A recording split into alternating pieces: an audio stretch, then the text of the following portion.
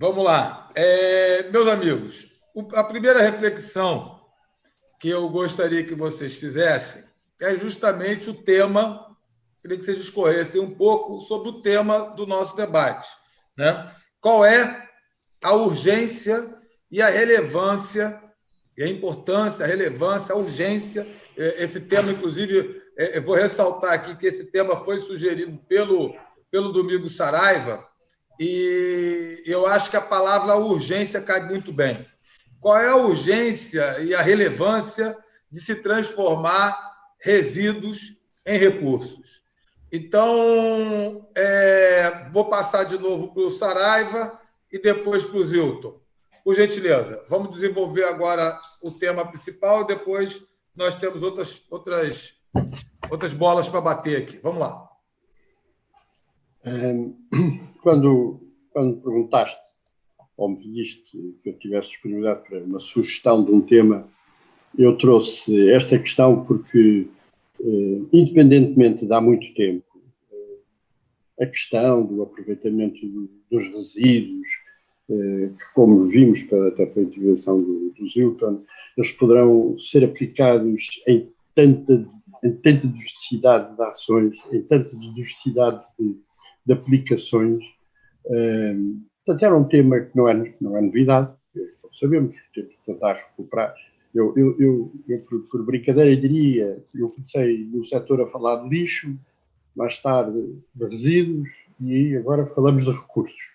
Portanto, é uma evolução histórica também do próprio setor que está integrado neste conceito. Mas o que é que me fez, neste momento, pôr como questão, na minha opinião, importantíssima, de se investir fortemente na recuperação de resíduos para os transformar em recursos? Haverá naturalmente uma série de ordens de razão, mas eu recordaria que já há alguns tempos que nós falamos e temos a noção de que há um forte crescimento de população no mundo, que há necessidades para satisfazer essas populações, que as matérias-primas vão terminar e não poderemos deixar chegar aos vindouros uma situação de ruptura de capacidade de fazer coisas. Hoje em dia, na minha opinião, com a pandemia a nível mundial, este tema tem mais força do que nunca em cima da mesa. Eu situo-me no grupo das pessoas que pensam que a economia não vai ser recuperada igual à que era.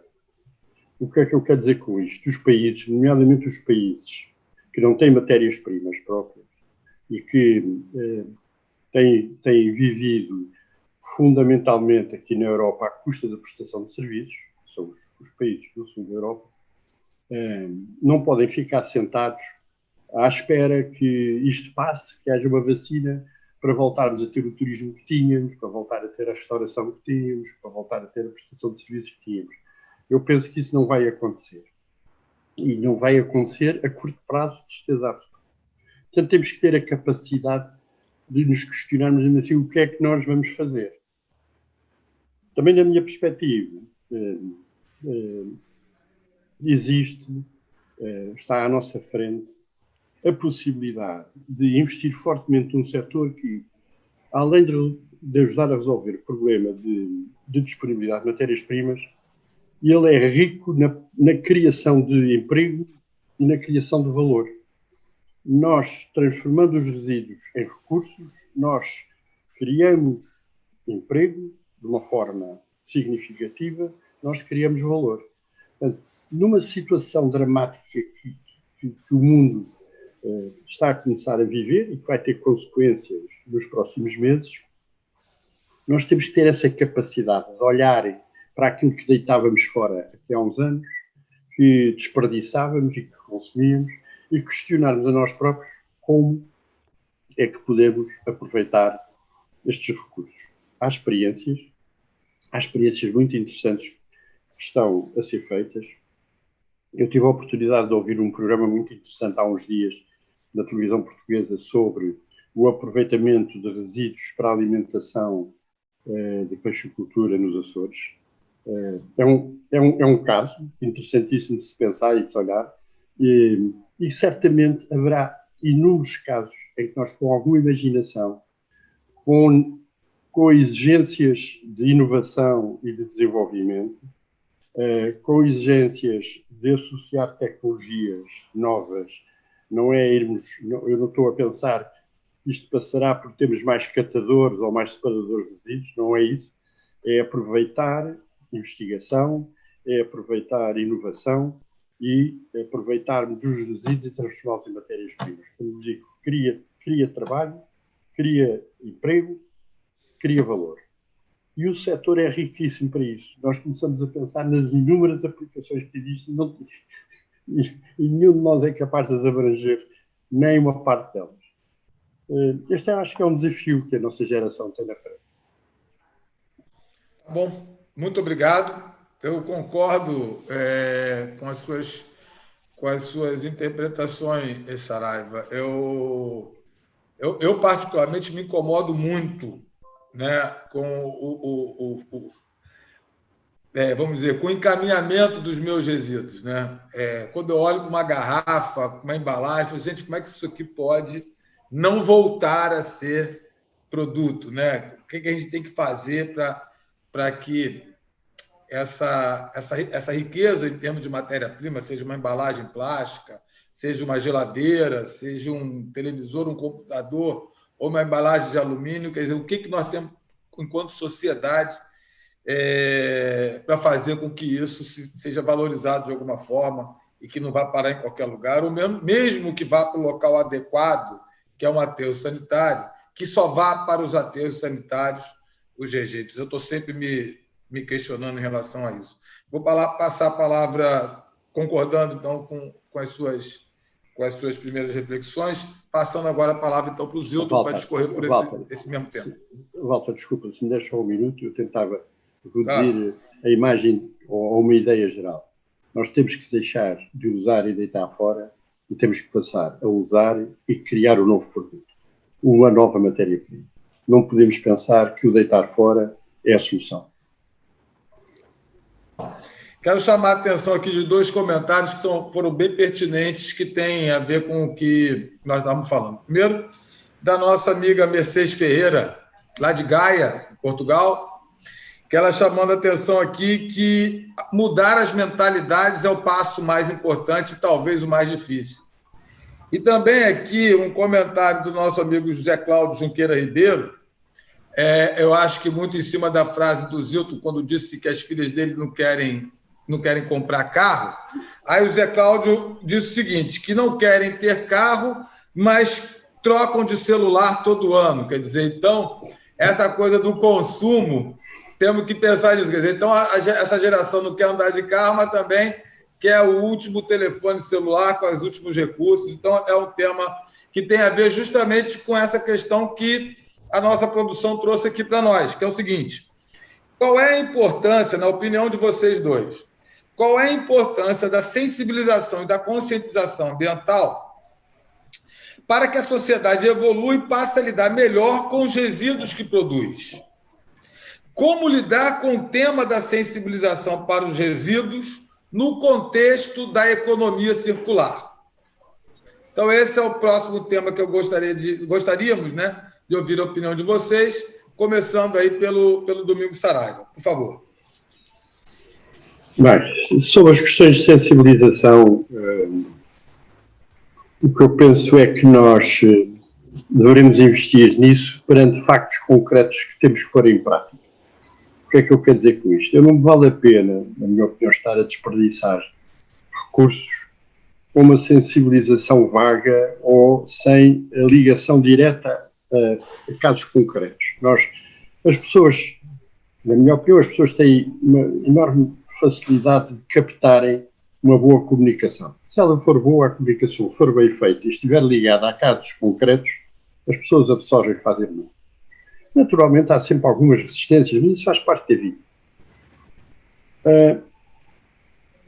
Pela experiência aqui em Portugal, e o Zilton levantou uma questão que é importante, Nós, quando estamos a falar de Portugal, estamos a falar de um pequeno Estado de 10 milhões de pessoas, onde é possível pensar-se numa organização global. Quando estamos a falar do Brasil, eu conheço mal o Brasil, conheço algumas coisas, mas o Brasil é um problema muito mais complexo para se tratar de um assunto destes. Não é de certeza absoluta de uma forma geral que se consegue resolver. Portanto, pegando nestas questões, a sensibilização para Portugal é relativamente mais fácil. Como eu digo, tem que estar ligado a ações concretas que se estão a lançar e a pôr a funcionar. E no Brasil estamos perante uma perspectiva completa, que eu nem sou capaz de ter opinião como é que se faz, porque a dimensão é de tal forma fora daquilo que nós estamos habituados a pensar, que seria uma atitude pateta da minha parte tentar falar sobre o Brasil, como é que se abordava uma questão dessas. Eu queria relevar a afirmação do Zilton sobre a importância da escola. Naturalmente que é na escola que nós formamos ou se formam as mentalidades futuras. Que o filho educa o pai, mais do que os velhos têm capacidade, tive essa experiência há uns anos, até com alguns exemplos passados em Espanha, a chamada geração mais velha estava disponível para participar em ações. Quando se começou a levantar a questão das recolhas seletivas, da separação dos materiais, curiosamente nós encontramos num setor mais velho total disponibilidade para participarem nisto. Os mais difíceis eram os entre os 30 e 40 anos, que tinham de facto os hábitos do uso e deita fora. Portanto, os mais novos trazem essa grande capacidade para as famílias de intervir e de reeducar os pais. Os mais velhos, naturalmente, estão disponíveis para participar em ações globais nessa área. Apenas queria referir isso porque acho que vale a pena contarmos com essas fases da vida para atingirmos os nossos objetivos. O interessante aqui que o nosso ouvinte aqui, o Felipe Gomes, está lembrando que o problema das fraldas descartáveis de ontem pode ser olhado para o problema das máscaras descartáveis de hoje. Né? O Felipe Gomes está chamando essa atenção aqui e também está chamando a atenção que na Política Nacional de Meio Ambiente, e a nossa Política Nacional de Meio Ambiente é do início da década de 80, a nossa legislação de 1981, antes da nossa Constituição, inclusive, ela já estabelecia muito clara a importância da educação, da sensibilização, da conscientização da sociedade brasileira de uma maneira geral para a gente lidar da forma como tem que ser lidado com o meio ambiente, com o ambiente como um todo. Mas então vamos agora aqui dando sequência. A terceira questão levantada aqui, ela tem colocado aqui, ela tem muito a ver com o que a gente está falando, só que com uma outra abordagem. Diz o seguinte, que os baixos índices de reciclagem no Brasil devem-se a diversos fatores, muitos deles econômicos ou sociais, mas, sobretudo, razões tecnológicas, financeiras e estruturais. Eu não sei até onde o Saraiva está acompanhando as discussões sobre o assunto reciclagem no Brasil, mas para nós é um assunto muito caro, porque todo mundo fala, mas quando a gente vai ver os números, difíceis são os municípios que já passaram dos 2 dígitos em taxa de reciclagem. É 3% aqui, 1% ali, 2,5% acolá. Então, o percentual de reciclagem do Brasil efetivamente comprovado ainda é muito baixo, quando que aí na Europa nós temos índices altos de reciclagem, nos países mais centrais, mais altos ainda, mas em toda a Europa nós temos índices altos, relativamente altos, ainda mais quando comparado ao resto do mundo, de reciclagem. Então, eu gostaria que a abordagem, obviamente, vai ter uma perspectiva diferente. O Saraiva fala um pouco da realidade europeia, da realidade de Portugal, e o Zilton pode falar mais um pouco aqui do nosso estado do Rio de Janeiro e também do Brasil, né, dizendo o seguinte, na sua opinião, o que falta para que esse impasse dos baixos índices de reciclagem seja superado e que esses níveis realmente possam ser incrementados. Qual é a visão do Zilton, qual é a visão do Saraiva, levando em consideração aí que a gente pode fazer um comparativo, pela opinião de cada um de vocês, um comparativo de como a Europa, como Portugal está hoje, como Portugal pretende aumentar e incrementar os seus níveis de reciclagem, e, por outro lado, como que o Zilton vê a situação do Brasil, desses baixos índices de reciclagem, e, na sua opinião, como que a gente pode incrementar isso? A Europa, no seu todo, já tem modelos organizados em que nós poderemos dizer que a informação que existe é fiável e, portanto, os indicadores que são tratados têm base na informação que existe nos diversos sistemas e nos diversos modelos. Na Europa existe uma enorme diferença entre a caracterização dos resíduos do norte da Europa para os do sul da Europa. Até por questões económicas de desenvolvimento, é muito fácil pensar, nós podemos, de uma forma simples, pensar que um homem ou uma mulher do norte da Europa vai ao supermercado e quando compra o peixe ou a carne bem devidamente embalada, já tratada, sem espinhas, sem coisa nenhuma, e portanto ele usa isso, apenas tem uma embalagem para deitar fora. Nós no sul da Europa vamos aos mercados, compramos os peixes, trazemos para casa, desmanchamos o peixe e temos já uma série de orgânicos para deitar fora. Portanto, há diferenças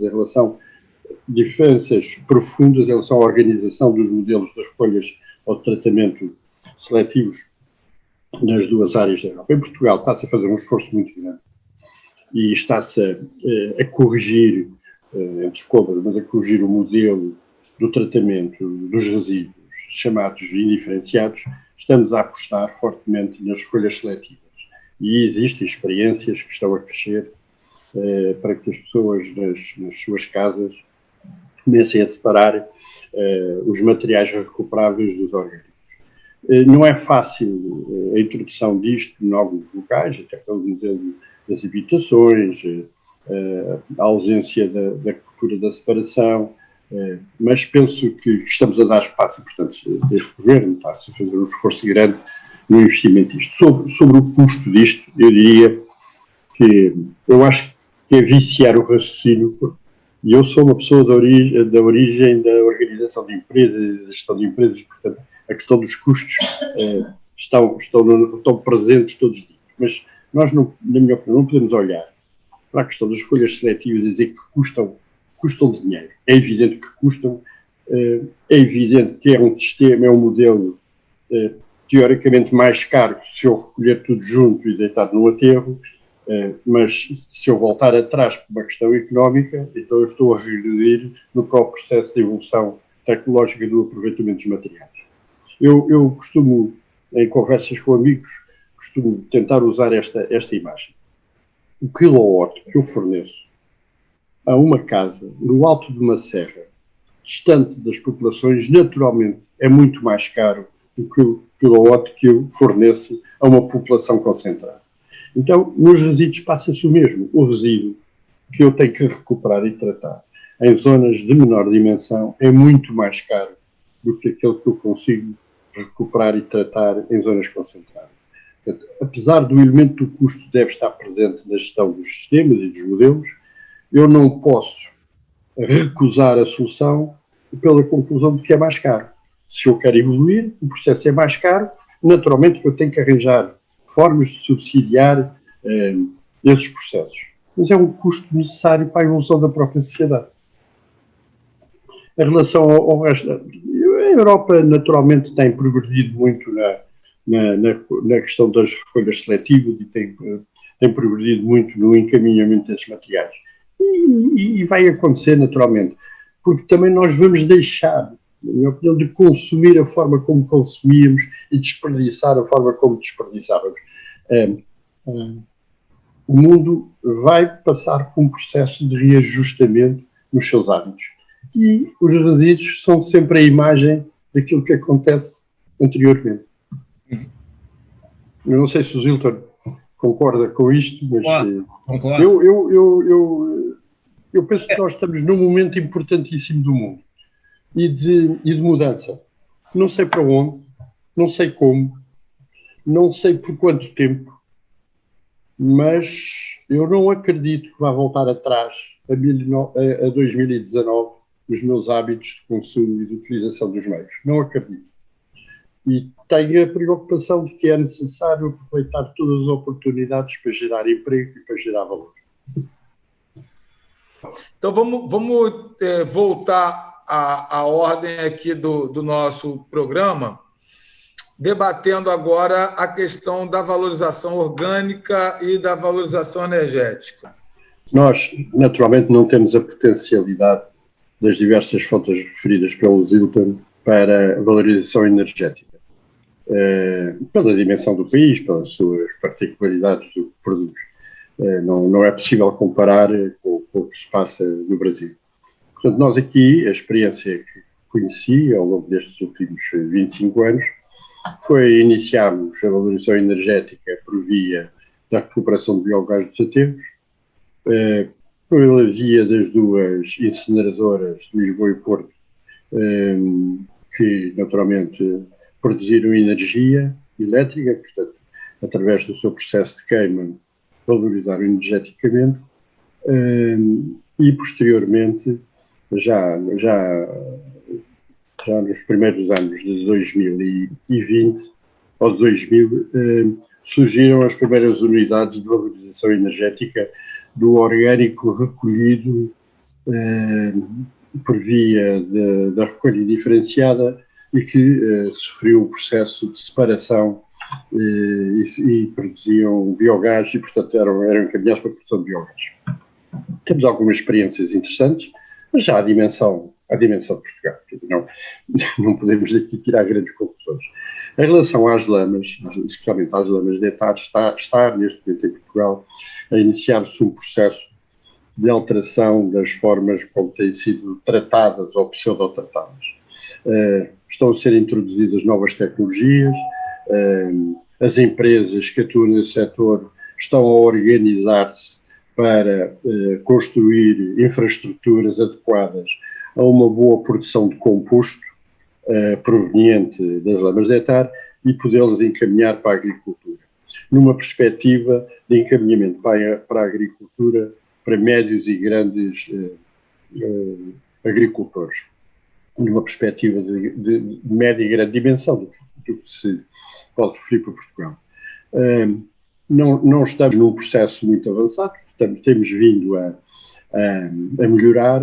Há da parte das águas de Portugal uma pressão grande a que estejam instalados sistemas de correto tratamento dessas lamas. As águas de Portugal são as grandes produtoras de lamas de etar. Portanto, eu penso que nos próximos anos teremos novidades. Nós neste momento, portanto, eu visitei há pouco tempo no Algarve uma unidade de tratamento de lamas numa perspectiva de produção de composto, tendo em atenção algumas características do Algarve e alguma necessidade de melhoria das condições das terras que hoje produzem citrinos e outros produtos com algum significado no Algarve. Portanto, aqui sim está-se também a tentar criar uma economia circular entre tratamento de hectares, produção de lamas, transformação em composto, aplicação na agricultura de alguma dimensão. Eu não tenho muita experiência nesse setor, ou não tenho mesmo muita experiência nesse setor. Vou acompanhando, vou conhecendo, e o país não tem a potencialidade nem de longe nem de fora do que o Brasil tem nos diversos fatores que referiu. A comparação com o que pode produzir e com o que está a importar, de facto, deixa claramente qual é a indicação de qual é o caminho. É aproveitar o que existe no Brasil e consumir os produtos daí nascem.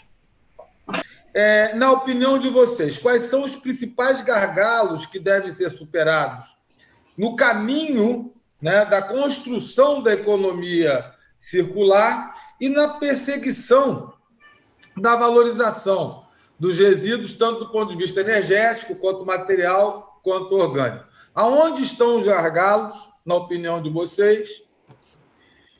E quais seriam seriam aí algumas ideias que nós podemos ter para superá-los.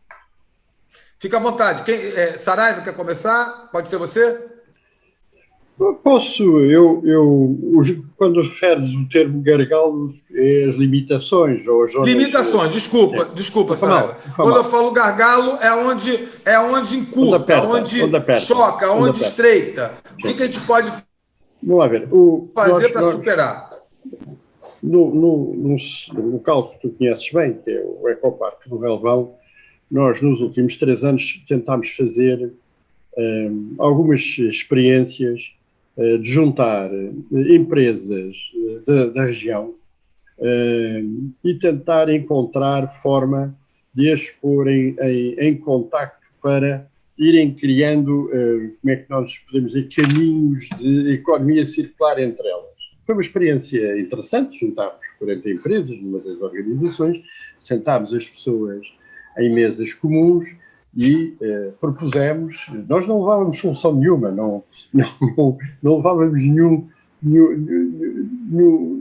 projeto para fazerem, mas o que tentámos fazer foi, digam lá o que deitam fora, aqui ao seu parceiro, pode ser que ele possa aproveitar. Tentar começar a criar ali uma relação. Das 2 experiências que fizemos, nós fizemos 3 ou 4 eventos, inclusive ligados a uma associação importante da região, que é a NERSAN, que é o Núcleo Empresarial da região de Santarém, e tivemos algumas experiências interessantes, mas, quer dizer, isto foi um pouco experimental e tentar medir a atenção. Quando me dizem quais são os gargalos ou as limitações têm a ver com a própria organização logística das empresas, as suas proximidades. Há uma experiência do norte da Europa muito interessante, em que foi construído um ecoparque, a partir das empresas que tiveram facilidades para se colocar ali, tinham obrigatoriamente que receber os excedentes ou os resíduos de outras e produzir resíduos ou excedentes que fornecessem a terceiras. Portanto, criou-se ali uma estrutura de dependência entre elas muito interessante. É uma experiência muito interessante e que, naturalmente, como em Portugal ou em estados do Brasil, poderá ser uma iniciativa interessante. É um pouco dizer às empresas, se queres vir para aqui, terás facilidades fiscais, de licenciamentos, de rapidez de ações, mas tens que estar disponível para receber o que aquele produz a mais e não tem onde colocar, ou aquilo que tu produzes a mais ou que deitas fora possa servir para terceiro. Esta experiência funciona lá fora, porque é que não há de funcionar noutros sítios? Quer dizer, é uma questão de organização e de planeamento.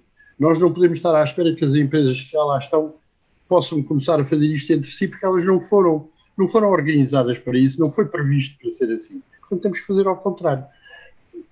Acho que é uma experiência que pode ser olhada com interesse, que pode tentar ser replicada noutros sítios e que tem posso-lhes dar um exemplo, só como exemplo. Instalou-se há pouco tempo uma empresa, uma incineradora de resíduos vegetais no Ecoparque e que vai produzir uma série de produtos ou subprodutos que precisaria de ter próximo outras empresas por onde podia encaminhar os seus excedentes. Como não foi pensado de raiz, vai ficar dependente de que essa oportunidade possa ser criada. Se fosse o inverso, nós criaríamos isso num plano global e iríamos fazer desenvolvimentos locais, penso com algum interesse. É preciso imaginação. Eu sou muito defensor da imaginação, dos pés assentes na terra e da participação por as pessoas a pensar em conjunto. Culturalmente, em Portugal, os empresários culturalmente não têm muito o hábito de cruzarem as suas próprias opiniões e saberes, porque há sempre culturalmente aquela ideia de que estou a dizer ao meu futuro inimigo, ao meu futuro adversário, aquilo que eu sei. Mas isto pode-se vencer, as gerações também vão mudando.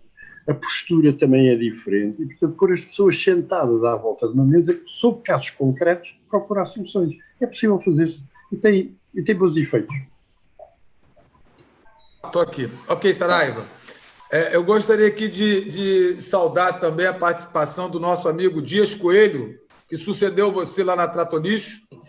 Está aí participando da nossa live. Também aqui o Gustavo Policarpo, um amigo meu da época de faculdade, o Hugo também, um amigo de faculdade. A Kátia Campos chamou atenção aqui, com mais um dado interessante, que lá em Brasília, o SLU, o Serviço de Limpeza Urbana, já chegou aí a 15% de taxa de coleta seletiva dos resíduos urbanos do Distrito Federal.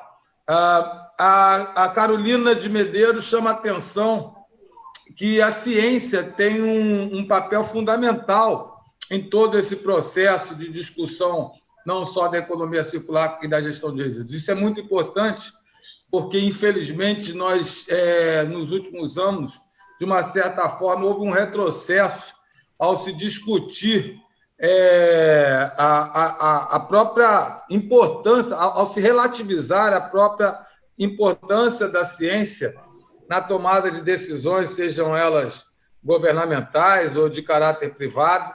Então, é importante nós que somos engenheiros e aqueles que se dedicaram a estudar, seja as ciências da natureza, seja ciências físicas, matemáticas, a geografia, a geologia, a biologia, a medicina, quer dizer, quem se debruçou ao método científico. É importante a gente hoje, onde no mundo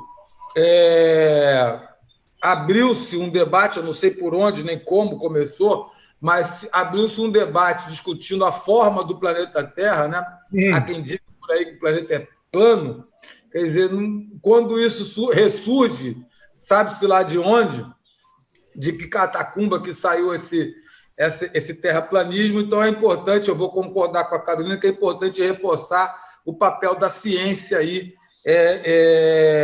no encontro de soluções para a questão da valorização dos resíduos e da economia circular. Nós não podemos ficar à espera de que se encontre uma vacina para voltarmos a fazer o que fazíamos da mesma forma. Exatamente. Não podemos, não é possível ficar. Nós temos que ter, é evidente que não é passar um pano sobre tudo, não é isso. Mas vai haver disponibilidade intelectual. Hoje, e em Portugal, felizmente, as novas gerações são muito bem formadas, estão muito bem preparadas. A diferença para a minha geração é do dia e da noite. As oportunidades. Eu, só por curiosidade, eu tenho um filho de 20 anos que neste momento está nos Estados Unidos, foi para os Estados Unidos estudar. Quer dizer, no meu tempo, eu nem para ir para a Espanha, quando mais para os Estados Unidos. Portanto, o mundo está muito mais bem preparado para uma mudança. Nota-se, quem quiser começar a observar, nas alterações do consumo, das prioridades de consumo que as pessoas estão a ter, eventualmente umas por questões de redução dos seus rendimentos, mas outras por uma questão de deixou de ser importante aquilo que era, não ir a correr atrás da moda, ir a correr atrás da compra para exibir. Portanto, isso está-se a notar na postura. E, portanto, a tal economia tradicional vai ser necessário ir alterando, encontrando outros objetivos, outros caminhos, aproveitando outras potencialidades. E vamos vencer, como sempre venceram as gerações que tiveram grandes problemas. Nós estamos perante, na minha opinião, uma das maiores rupturas económicas de que há memória. E isto não passa, por exemplo, no caso de Portugal, ficámos à espera do dia da Europa para nos salvar. Não passa por aí, de certeza. Eu vou, então, pedir para os meus amigos Zilton e Domingos Saraiva fazerem as suas considerações finais para o nosso debate, para a gente poder fazer o encerramento. Portanto, eu queria agradecer também o convite e a disponibilidade. Gostei muito de conversar com o Zilton, aprendi muito. Como disse de entrada, eu não sou um especialista do setor, sou um generalista e, portanto, quando estou a ouvir pessoas que sabem de uma forma mais profunda dos temas que falamos, aproveito para aprender. E a aproveitar o comentário que o doutor fez, nomeadamente sobre as consequências sobre a saúde por ausência de processos de tratamento, sejam eles do saneamento, sejam dos resíduos. Está essa conta por fazer. Era tal conta interessante ver se existir tratamento, se existir saneamento, o que é que poupamos na saúde. E nós hoje em dia temos, voltando à pandemia, temos essa questão posta no mundo. Quais foram aqueles que tiveram serviços de saúde a funcionar, o reforço que precisaram e a importância que tiveram no controle das consequências, pelo menos imediatas. Quando falamos de resíduos e de tratamento, não podemos olhar apenas para o custo objetivo. Temos que olhar para os dois pratos da balança e, de certeza absoluta, que o prato dos benefícios é superior ao dos custos. Voltando ao tema, agradeço a disponibilidade, volto a manifestar ao Walter a minha disponibilidade para participar nas organizações que entenda. Sei que sou de um pequeno país, somos 10 bilhões, somos pequenos nos recursos, mas temos uma vantagem, conseguimos olhar para o global de uma forma mais fácil. Conseguimos mexer diretamente nos instrumentos. Desejo felicidade e espero que possamos, daqui a algum tempo, concluir que estamos a começar a dar os passos que a situação exige. Obrigado. Então, um grande abraço para o meu amigo Zilton, um grande abraço para o meu amigo Domingos Saraiva e um grande abraço a todos vocês. Uma boa tarde e um bom resto de semana para todos.